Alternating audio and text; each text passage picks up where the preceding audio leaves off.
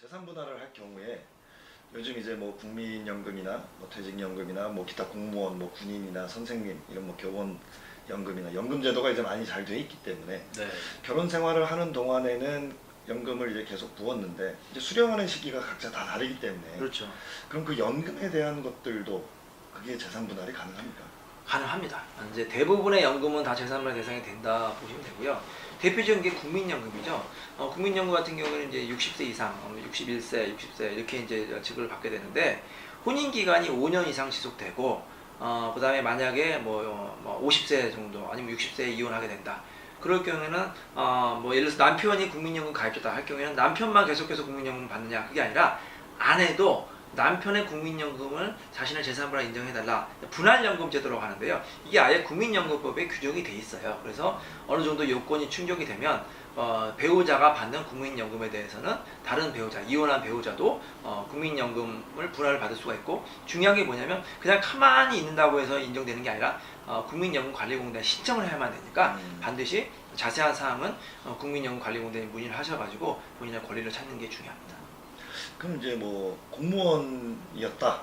그럼 공무원 연금도 수령 시기가 다 다른데요. 수령 방법도 다르고 공무원 연금도 해당이 됩니까? 공무원 연금 같은 경우에도 재산분할에 대해서 돼요. 사실 공무원 연금은 이제 법이 최근에 생겼거든요. 예전에는 법이 없어서 이제 우리 판례가 인정을 해줬습니다. 판례가 공무원 연금 같은 경우에도 예를 들어서 혼인 기간이 10년이다. 10년 동안 상대방이 공무원 생활을 하면은 그 기간 중에 이제 연금을 받게 되잖아요. 그래서 공무원 연금 같은 경우에도 우리 판례에서 인정을 했고, 지금 법에서 공무원 연금 같은 경우에도 이혼한 배우자에게 연금 분할을 인정을 하고 있고요. 군인 그다음에 사학 연금이라든지 아니면 이제 군인 연금 있잖아요. 그런 경우에도 우리 판례가 재산 분할로 인정을 해주는 추세니까 여러 가지 연금 제도에 대해서는 적극적으로 좀 재산 분할을 알아보시고 청구하는 게 중요하다고 생각이 됩니다.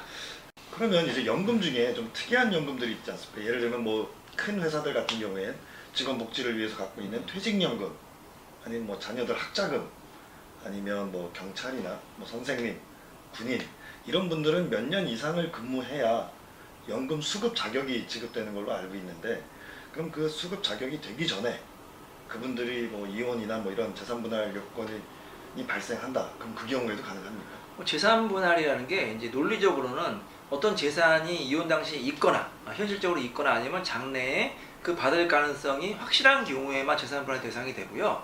장래 받지도 못하고 불확실한 재산은 사실 재산 분할 대상이 되기는 어려워요. 이 사람이 어떤 요건을 충족을 안 해서 뭐 중간에 뭐 잘못을 해서 퇴직을 하거나 아니면 연수가 충족이 되지 않아서 연금 수급권자가 되지 않으면 그 부분에 대해서는 재산분할 청구하기 어렵겠죠. 이 사람이 장래적으로 아니면 이혼 당시에 어떤 구체적으로 연금을 지급받거나 아니면 장래적으로 연금 지급받을 가능성이 있을 경우에, 그럴 경우에만 재산분할 대상이 된다고 볼 수가 있습니다. 그러면 이런 경우는 어떨까요? 이혼을 이제 확정이 돼서 이혼이 되셨는데 이혼을 한 후에 나중에 남편이 숨긴 재산이 있었다, 발견된 재산이 있다. 그런 경우에는 바로 청구가 가능할까요? 그러니까 이혼 재산 분할은 이혼 당시를 기준으로 하거든요. 그러니까 이혼 당시에 있었던 재산, 밝혀진 재산, 있는 재산에 대해서 재산 분할을 청구할 수가 있는데, 남편이 그걸 일부러 숨긴 거예요. 예를 들어서 이제 숨겨둔 땅이 있었다든지 아니면 숨겨둔 이제 현금이 있었다, 이혼 당시에. 근데 나중에 알게 됐다. 이론적으로는 그거를 청구 가능하죠. 몰랐으니까. 그게 정의에 맞잖아요.